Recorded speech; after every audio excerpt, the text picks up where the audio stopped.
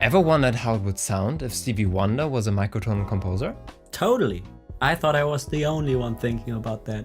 Well then, let's dive right into it. The rabbit hole goes really deep on this one. Here between the lines. Stevie Wonder hasn't published anything microtonal yet, as far as I know. True. I mean, he still could though, right? That'd be so awesome. Maybe we should try to reinterpret one of his songs. Totally. What's your favorite thing about Stevie? I think it's his songwriting abilities. Such a variety of cool songs. There's always something special to find in them. It's gotta be super hard to pick one. Yeah. How about this one? And though you don't believe that they do. Such a beautiful song. I figured you'd like it. Check it out before you continue watching this. So, how do we start?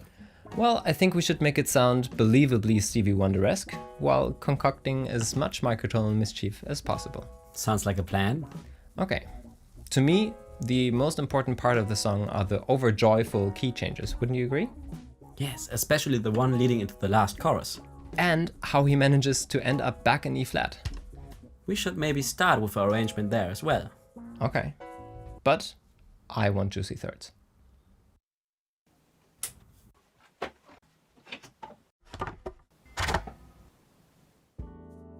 Okay, now we are obviously in 31 tone equal temperament. As already explained in our other videos, it is a tuning system that has better approximations of most overtones. We chose that for the song, not only because it's a current favorite, but also because we can use pivot notes to slowly raise the pitch. Next, we started dabbling around with the song to check out what we could do differently without messing too much with the feel of the original. The song has quite the catchy intro, so we definitely wanted to keep that. The B flat is pivoting on top the whole time. Therefore, the harmonic situation is already pretty much set up.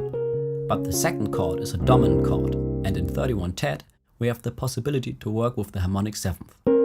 Since the top note is the pivot note, we adjusted the rest of our chord structure. In this case, we make a C-sharp 7 chord out of it. Way better. We wanted to ease into the song, so we left most things where they were in the beginning. I mean, the chords are already retuned anyway, right?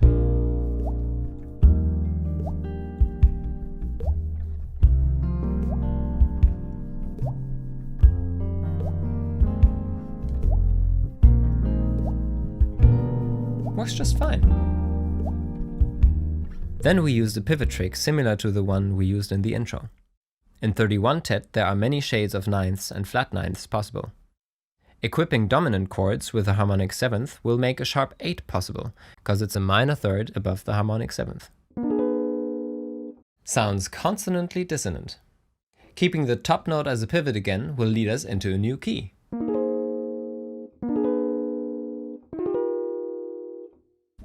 That was the basis for many small shifts and changes.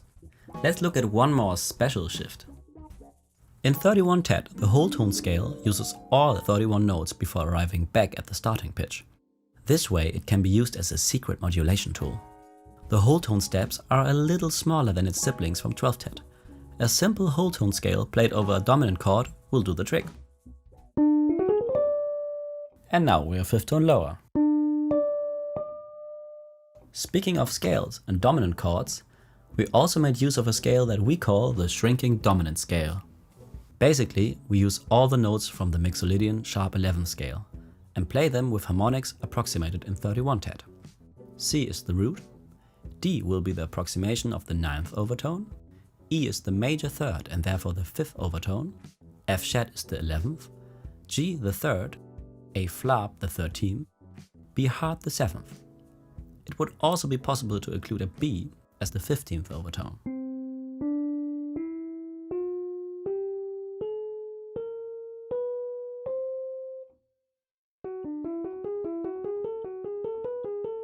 There's one more thing we want to talk about. After all these shifts, we wanted to arrive back in our original key, just like Stevie. We maneuvered ourselves into quite a tight spot, and we're trying to find a way back to E flat without modulating too obviously. In the end, contrary motion provided us with a solution. We all know the sound of a major chord, often subdominants, turned into their minor counterparts. In 31 tet, we can use this phenomenon to modulate. Instead of moving the third down by a semitone, we use a fifth tone. The necessary movement to create a minor triad can be compensated by moving the rest of the chord up by a fifth tone. However, the parts of the resulting triad do not need to be interpreted as root, third and fifth. And that's just what we did. The G flarp moves up to a G, and the B flarp moves down to B flat, becoming the 9th and 11th respectively of our newly formed F minor chord, the 2 of our tonic. And that's how we ended up in E flat again.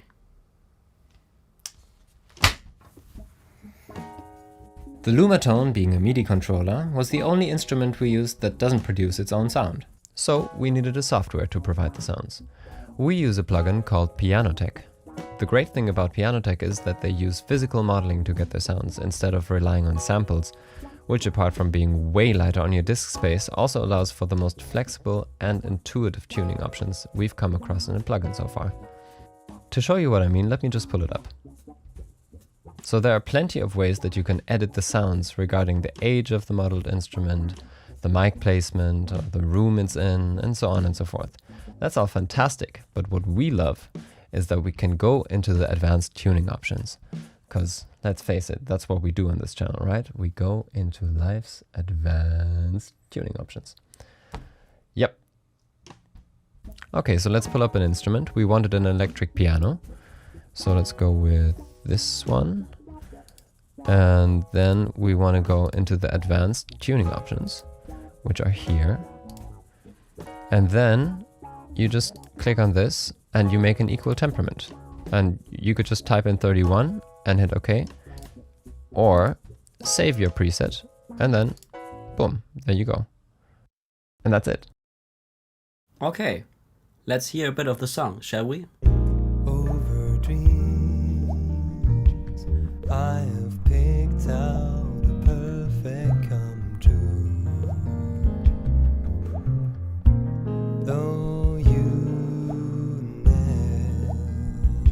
never knew it was of you, I've been dreaming.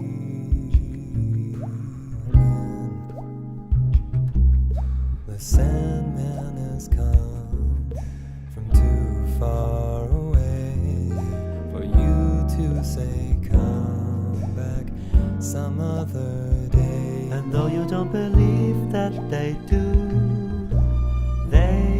come true. For did my dreams come true when I looked at you? And maybe two of you would believe, you two might be overjoyed, over love, over me.